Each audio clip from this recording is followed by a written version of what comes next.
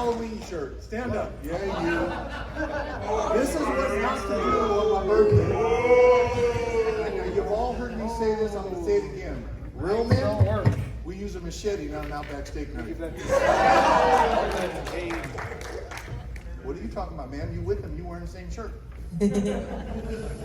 Okay, so gentlemen, welcome. I'm going to change some batteries here while I do this. Yeah, you need some juice. What are you doing with that shirt? Oh, look who decided to show up. One more time, guys, one more time. I beg.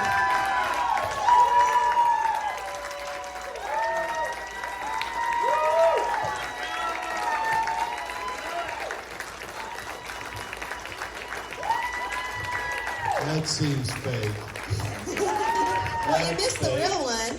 Who put you up to that, CJ? Thank you.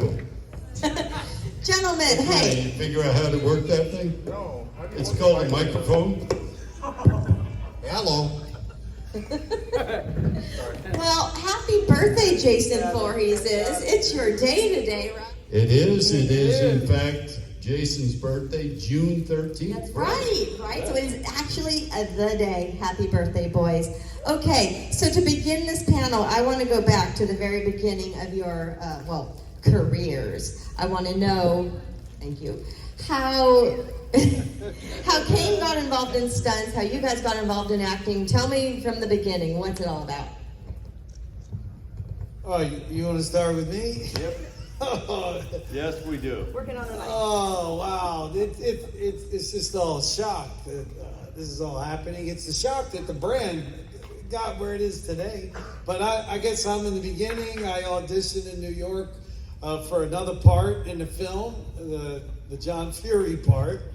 Is that right? Yeah, I come strapping I in didn't there. even know if I knew that. Yeah, I come in there and I'm thinking this and that, and it was Frank Mancuso and Steve Miner, and when I was really young, so you're just so excited, you're reading for anything. You don't care what it is, you know? And so, I don't know what happened. They obviously took him, and they asked me if I wanted to be Jason. I said, oh, sure, that's great. Oh, well, he's got to do a lot of stunts. That's no problem. We can handle those. I've been to Hollywood Stuntman School. I've been this, I've been that. And I don't know, then sort of it sort of happened. And then I got there, and yeah, it just got more complicated as we went. I just wanted to be a stunt guy. I loved the idea of trying to make a living doing crazy stuff that I used to do for free to entertain my friends. And I just got obsessed with the idea of being a Hollywood stuntman. And it's incredibly hard to get into, and it takes forever unless you are what they call a legacy. If you have a family member that has done stunts in the past, it's a little easier for you to get into the business. I didn't have that, so it took forever. And then, as you know, I got burned doing a fire stunt.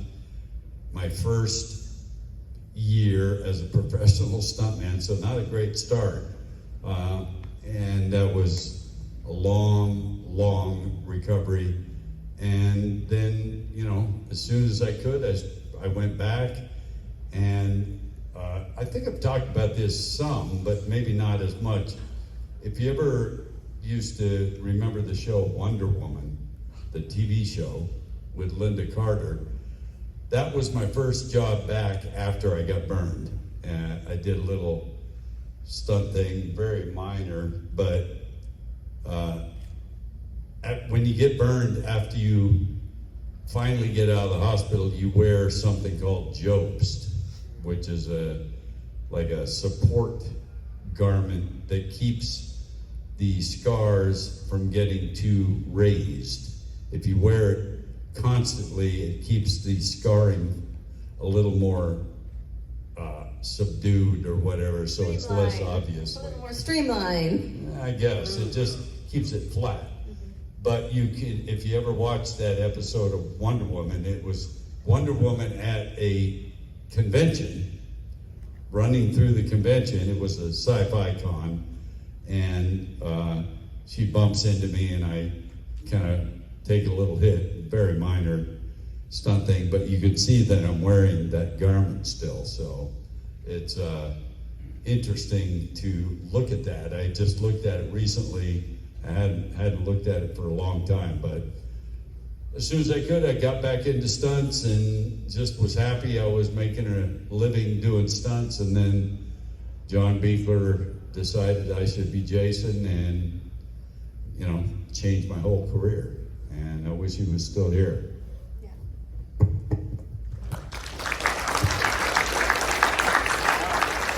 CJ, how did you get involved in this crazy thing called acting? I know Kane always gives me a hard time because I don't give myself enough credit. I got to give myself more credit, but You do. I did my job. I was fortunate enough to run in a nightclub, got an opportunity to play Jason. The company called Real Effects, REEL, worked with Ted White in part 4, and they had done a stunt thing at the nightclub I worked, and they all said, well, let's put CJ and Ted White's wardrobe, similarities in structure. And when I say the rest is history, it is. They knew they were doing part 6.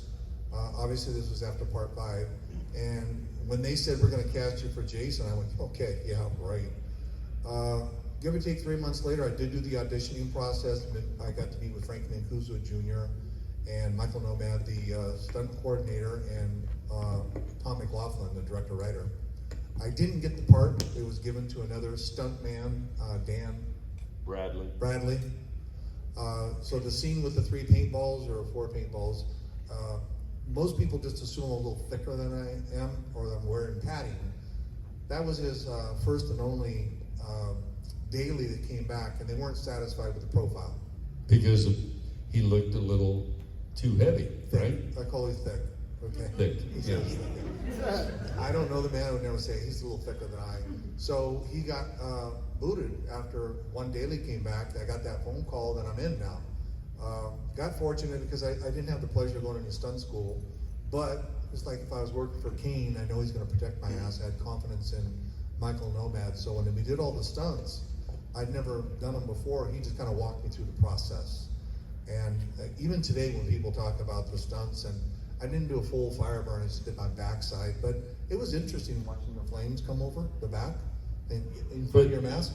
But, from someone that's done a lot of fire stunts, to have a guy like CJ do a fire stunt, that is very unusual and pretty impressive, because most stunt people are trained in doing fire.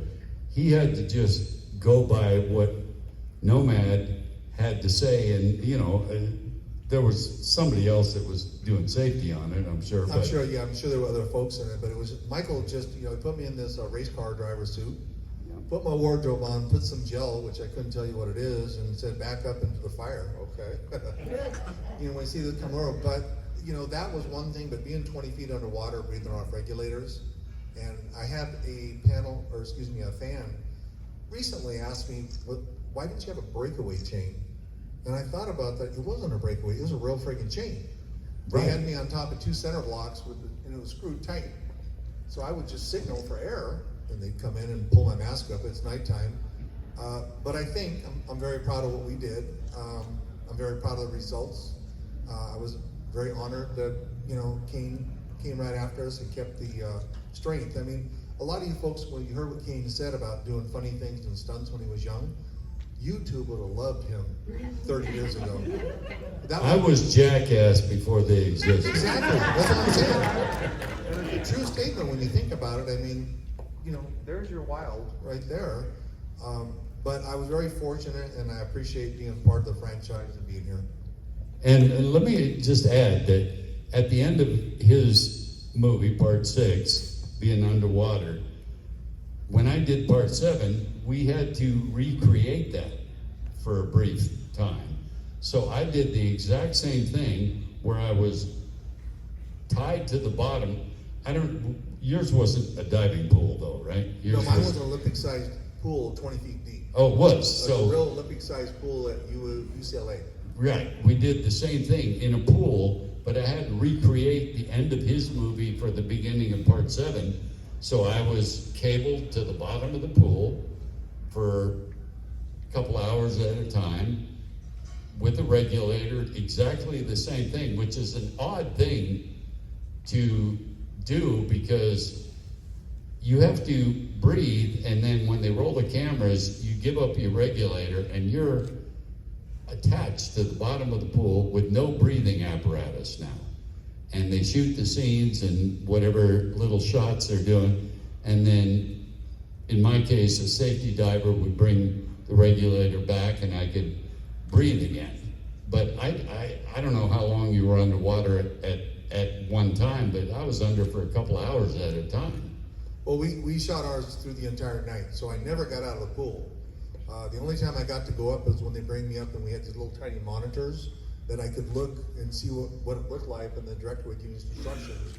My two safety divers would take me back down to the two center blocks, and then they put the chain around me, which was like weights to keep me down.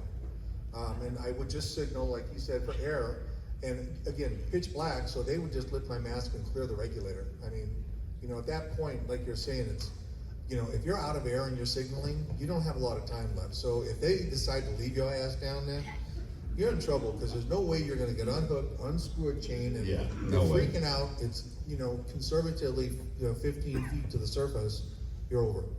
And when we did ours, I don't know if it was the same with yours. We haven't really talked about this all that much, but John Beekler was the director outside the pool, would speak on a microphone, and I could hear him perfectly underwater. Oh, we didn't have that. Yeah, he would That's why I tell had to go up me, and do this with the little camera. right, he would tell me what's gonna happen, and okay, we're ready to roll, and it was a lot more easy to do knowing that the director's talking to me the whole time. And if the same thing when I would be down there, I'd go up every, give or take 15 minutes, watch, and he'd tell me, give me direction from above. So we didn't have the underwater, but as soon as I got down, and I could hear the clicking of the camera, and that was my indication it's running, kind of like, let's go. And then we go through the motion, and then again, when I was done, I was done. We just kept going back and forth and up and down and up and down. My safety divers had 1/4-inch suits on, wetsuits. Yeah. There was a point where they started complaining how cold they were. Now, I'm just in wardrobe, right? But they're like, my director's like, well, do you want to get out and get warm? And you all know that once your body gets down to a temperature, you don't want to get out and warm up. You want to just stay where you're at. So we finished. It was early morning when we finished. But I remember the divers, 1/4-inch wetsuits, and they're complaining they're cold. So. And I remember at the beginning of, our underwater stuff was done in 2 days, and it was the last 2 days of shooting the film. The last 2 days of principal photography, where you're already exhausted from wearing the makeup and doing all the stuff, and then you had to do the underwater stuff. And at the beginning of part 7, I had to look like CJ did at the end of part 6. So I had gloves on that I never wore in part 7, but to establish that it was still kind of how he left the end of his movie, that was the wardrobe. And then time passes and the decay happens, and I don't have gloves on anymore and stuff. So it was, it's a lot more difficult than you would think. We twins. Wow. We didn't have any of that technology in our part 2. What was that, 82? I hate to date myself, but it's hard for me to even think about 82. Anyhow, but we didn't have dailies, we didn't have monitors, you didn't have anything there. They were just shooting in 35 millimeter. They might have a camera with a Polaroid around the set, and they take a couple shots. Say, oh, this is what it looks like. And then, if my most notable stunt, obviously, was blasting through the window. We probably did it 15 times, and we could. Is that your phone? Warrington. Get the frig off stage. Let me have it for a second. I gotta check something on it. That's all right. Anyway, we're going back. And then you had no dailies to look at, so they wanted to make sure they did it 15 times. So they had it. And then you still never saw it. You went through a breakaway window, I assume, Yeah, right? yeah. Because most of the time when you see somebody go through a window, it's breakaway. It's candy glass, they call it, which is not Well, no, this was thin plexiglass, and it was going in your skin Oh. all over the place. And the wood was scored a little bit, which means they cut it like halfway. And of course, when have I dove through a window before? Never. It's not something you normally do. But you're a good enough athlete, you got to figure it out. So I remember, I took 3 steps, and then boom, I got like jumping a horse over a fence because you had to time it because you only had so much space to run with because you're outside smashing in. So you had 3 steps. 1, 2, bah! And the first time I did it, I ricocheted off because I didn't hit it hard enough. But if you've never done anything, then you don't know what to expect. And of course, I was so young. Well, how the hell am I going to tell Steve Miner? Yeah, I've been a stunt guy from Hollywood for 20 years. No, because I was You know only. that's something you don't tell the audience that you bounced off. Right? No, We don't want to let them know that you was weak. No, that doesn't matter. You hit that window with force and just shattered. I'm happy and proud that they did a tribute to her at the Academy Awards, and that scene got an Academy Award with me as the best scene ever made in a horror film. Wow. So I'm done. That's it. No more windows. No. Thank you. Stop with the fucking clapping. Oh. Best scene ever done in a horror movie? Until 1983. No. This was 3 years I'm ago. quitting the business. You found out 3 years ago they did a tribute to 3 her. years ago. Wow. 3 or 4 years ago. Well, we must have missed that, bro. But I'm gonna get it for you. I'm gonna get it for you. And when you talk about breaking through what they call candy glass, it's not candy at all. It's but plexiglass. It's not plexiglass, it's breakaway glass. Okay. But if the window is too big, you cannot use candy glass or breakaway glass because it ends up having to be too thick, so it's not really adequate.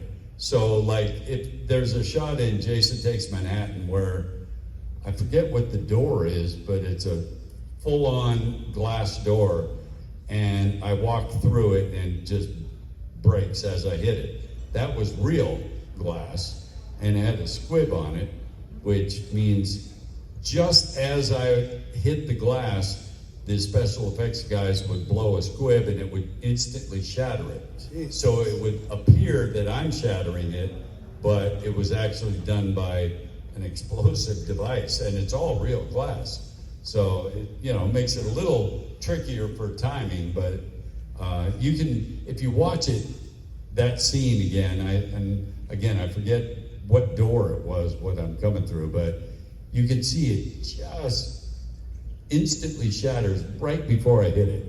And, Glass door. Yeah.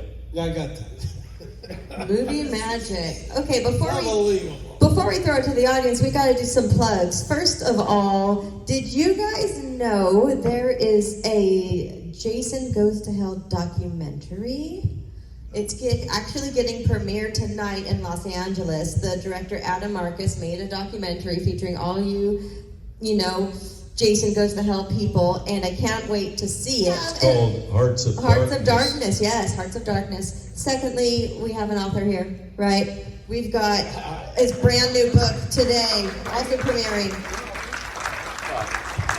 Bloody Social Murder in Palm Beach, a novel based on a true story. Can you talk about this? Ooh. Okay, this wasn't thought of yesterday. It's been a long time in development. My friends and supporters have been hearing about it, been supporting me through the way. Bill, Philpott, CJ. Unfortunately, my father was having lunch with his bitch of a wife, my stepmother, on Friday the 13th. Another Friday the 13th. And I don't know why, she had this sketch pedophile priest at the table. The 3 of them for lunch. Then I get the call, he had lunch and dropped dead. So then I'm the kind of guy to say, well, excuse me, what the hell was in the lunch? I get down on the scene, I'm investigating, and the worst thing in your life is to lose a parent, and I'm sure you all can understand what I was going through. Anyway, I had a big investigation as to what happened. She went, of course, to the Côte d'Azur with her new Latin lover. And then I started making my complaints known to the media. It became a national scandal that I accused my stepmother of murdering my father. So then all of these suspicions got parlayed first into a screenplay. Now we're having readings on the East Coast, on the West Coast, and I thought that we had enough power to make an indie film. Okay, great. This time Jason is going to get revenge for the death of his father. So he's going to be a sympathetic vigilante you're going to root for, that he's going to get revenge for his father. Because we're sitting here signing all this fantastic memorabilia. I kill for mommy, I kill for mommy. And we've gone through this journey for 45 years. So anyway, long story short, I said, listen, before we make a movie or a Netflix series, let's launch the novel. So the novel is premiering now, Friday the 13th at Days of the Dead. And it's here, okay? And this time, revenge is not just a dish served ice cold. It's going to be served dripping in diamonds and blood. Yeah. And you have those for sale at your table, yeah? And it's in the table, so it's really cool. These are the first 50 that are made, so it'd be really cool. I see a fabulous young man over here. He got a book, really inspiring. Got to write a book and meet you, and you come and buy the book. Anyway, it's a fantastic novel. I firmly believe in it. It wasn't just thought of. And I think for sure that Jason, friends, and fans, we can make this a bestseller. Yeah. And in the world, I'm not, thank you. I'm not the expert, but I've been told if you could sell 3,000 or 4,000 books, you become New York Times bestseller. And then we make it a big indie film. and I would love to find some Jasons to put in it. And I need some qualified stunt guys, too. Yeah. CJ mentioned that Kane has a book out too, right? You gotta be, we gotta make this, we got to make this a success. Come on. I'll be your dad. Come on, yes. And, you know, you'll notice on the front of the book, there, the Black Widow is looking stunning. Bam can be your son. Whoa, I thought it'd be great to have her in the shot, naked in diamonds, you know? Now she's holding up the pink oleander flower under her chin. The oleander is the most poisonous flower on the planet. If you ingest it, you die. So we believe the Black Widow gave her husband an oleander cocktail, and there he goes. Well, okay. Wow. Well, okay, so there's all kinds of So fantastic... buy his book. Well, whatever, come take a look at it, and if you think it amuses you, and you might learn something, because there's a lot of research. You can't talk about something unless you're an expert. There's Greek mythology in it. The dog is a hero, and it's based on a true story. So, Guys, and we got to create. We are so blessed and lucky to be in this brand, Friday 13th. It's had legs like none other than James Bond. So my dream was to create my own brand. I've been on the coattails of another brand for a long time. And why wouldn't you do a brand, Revenge for Your Father? Why wouldn't you? And we have incredible fans. Look at you guys. If it wasn't for you, we wouldn't be here. that's true. Look at this. That's true. Come on. Why we can make a book a bestseller? Many loyal fans. Come on. All right. Well, we're going to get the word out, right, guys? Okay. So I do want to be able to get to at least one or two audience questions. Who's got them? Right there. Yes, you. Yes, you stood up. Stand up. Yeah. A little movie unrelated, just out of curiosity for all three of the Jasons. I'd like to know where you were born and raised. Where'd you grow up? Seattle, Washington, 51 years ago when the military never went back. Washington? Yeah, I don't say Washington, it's Washington. Okay. Kane, I- where'd you grow up? Well, I grew up in the South Pacific, but I was born in Auburn, California. I was born in a town above Baltimore called Haverty Grace, Maryland. So I kind of was born and raised out in the quiet countryside above Baltimore. How do you say it? No, I'm Baltimore? Haverty No. Grace? Haverty Grace, Maryland? That's how you say it, huh? Haverty Grace. Washington. No, I'm not trying to be funny because it's a French name, really, right? Yeah, Haverty Grace. Haverty Grace. Interesting. You think you know how to pronounce a city until you go there and you say it, and the locals correct you. Like, don't go to Peabody, Massachusetts. It's Peabody. And there's so many places. I was in Louisville, Kentucky last week, and before I was on stage, I had to do a little video. And you said Louisville? No, Louisville. I asked, how do you pronounce it before I say it? Because those folks from Kentucky, they carry guns. So I had my handler tell me how to specifically say it before I said it. So. Louisville. And don't say Nevada if you go to that state. Washington. This is for all three of you, all three Jasons.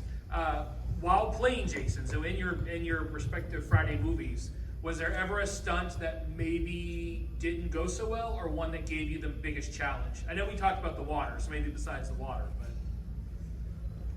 You know, if you don't mind, Yep. I was too dumb and naive to know the difference between anything that's terrifying. Then I just knew that every time they set me on fire, I got more money. No, really. I learned what a stunt bump was when I did that, because all of a sudden I got more money.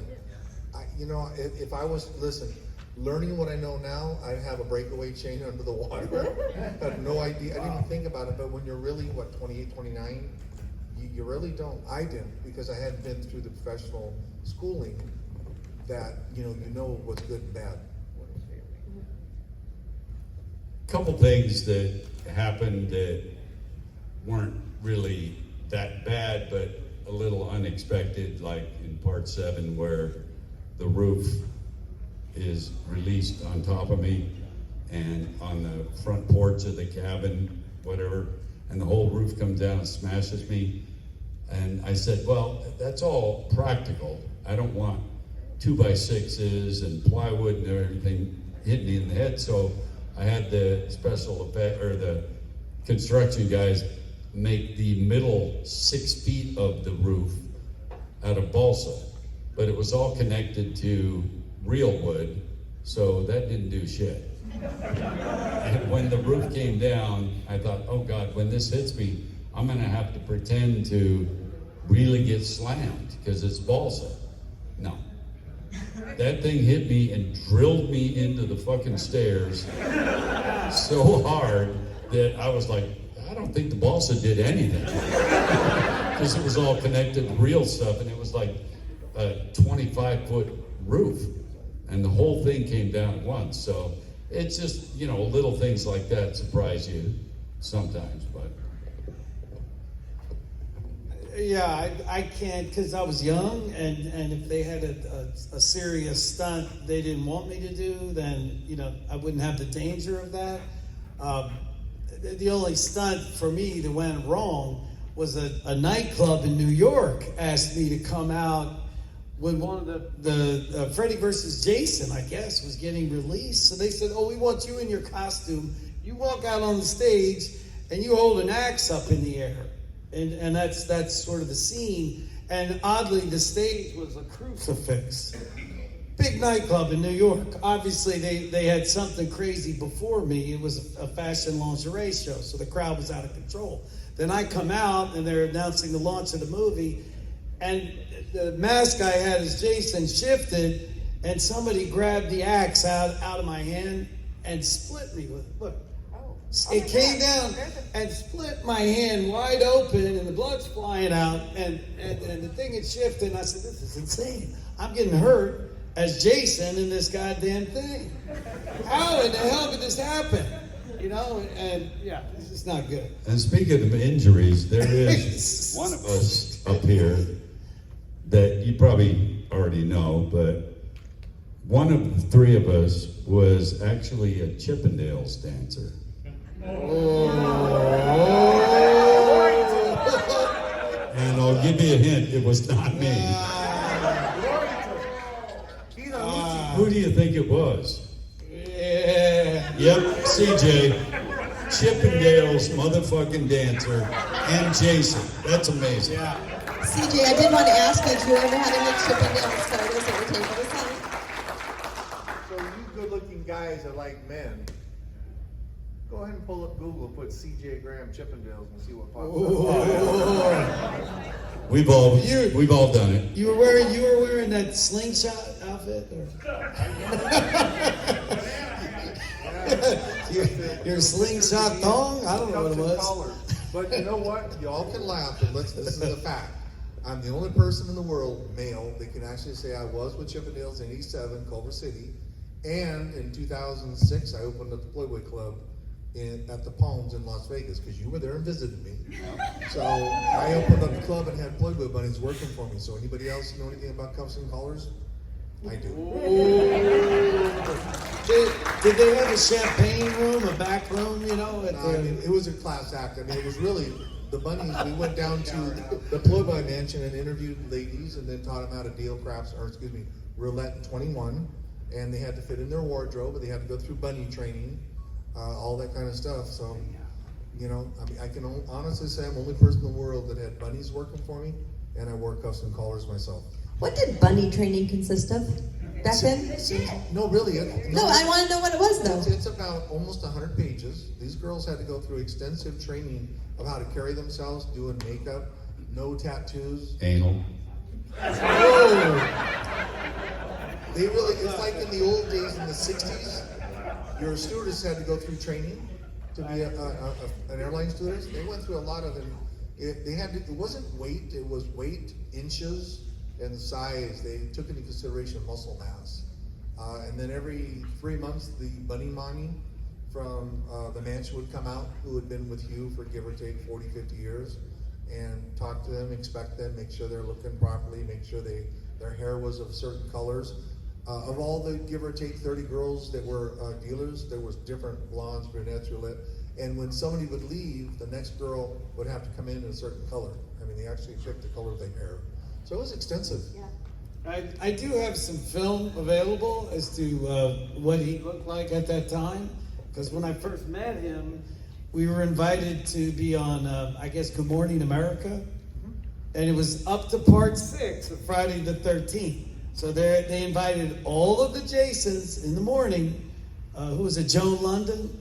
She had us all on there interviewing us. And I still have the film tape from that. So we should play it at a Days of the Dead event. We should. He had a feathered hairdo, like the hair was, it was like, felt almost like Farrah Fawcett's hair. He was a very pretty man. He had a Farrah look, like this, coming out that long. And he had his lizard boots on, I believe. I don't do lizard boots.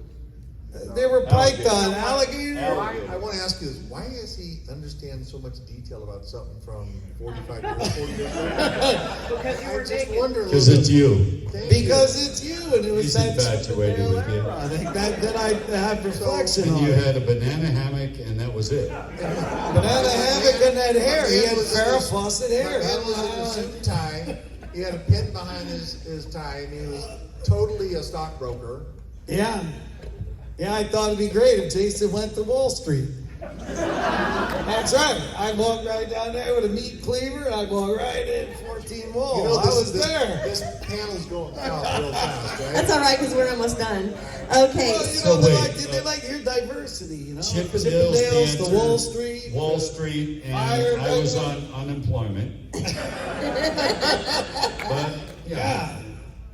I saw you at Hef's house. What were you doing up there? Okay, so to wrap us up, I'm going to close this out with Kane because I didn't get to him because we were talking so much about Warrington's book. But Kane, you had a book, right? Which we wanted to talk about. CJ tried to plug it. So we're doing that now. We talked about Hearts of Darkness. We talked about Bloody Social. Now let's talk about your book. What was the process of getting this book together and getting it out? You know, Mike Aloisi approached me and said, I think you have an interesting story. We should write a book about it. And I was like, oh, I really never thought about it. But when I started considering the idea, I thought, well, it is kind of a different story with the burn injury, and I had some bullying problems when I was young, and you know, and then the stunt career, and then the Jason stuff. I said, all right, all I did was tell my story, and he put it in book form, and then we did a second version. As you know, the first one was called Unmasked. The second version was 10 years later called Kill, and it had a lot more career stuff in it for those 10 years, and then certain things that were not included in the first book, like the woman that was with me when I got burned never wanted to talk about it. She finally did. And the woman whose house we went to to wait for the ambulance after I got burned, never wanted to talk about it either, and she did. So that's part of the reason we did the second version, and it's far more encompassing in my life. And you know, I'm happy I did it because a lot of people have related to a lot of stuff in it, and it's been very rewarding. All right. Everyone, buy his All right. book. Buy his book. What can we plug for you? Slingshot. He still has Some it. Chippendales autograph photos, sir. I'm just saying. The ladies are wanting it. Right? Who wants to see CJ naked? Come on.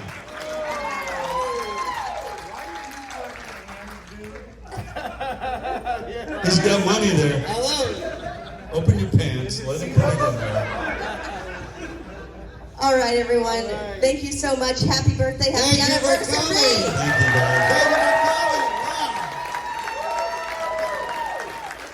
And Bobby Sosa, Murder in Palm Beach is ready.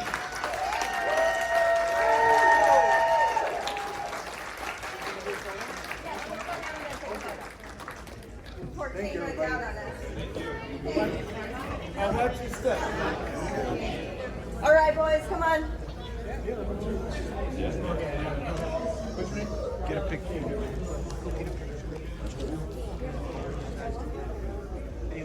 Channel just ended on Gillette and Kane right now. So just do Veronica and then we'll get Alien too. Here, Chippendales. Chippendale. Come on, Chippendale.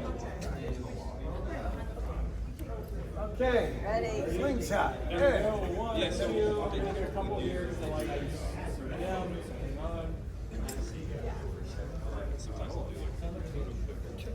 it okay? Yeah, it's just taking a long time to process. All right, good. All right. Come on with mine. I'll send you. 1, 2, 3. All right, he's got like a $19,000 phone. So this is an iPhone. All right. Thank you.